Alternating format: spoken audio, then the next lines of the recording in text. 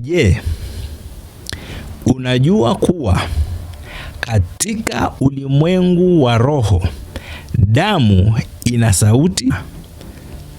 Na je, unajua kuwa kuna sauti inayopiga kelele dhidi yako sasa hivi kutokana na makosa ya mababu zako au rekodi za kale?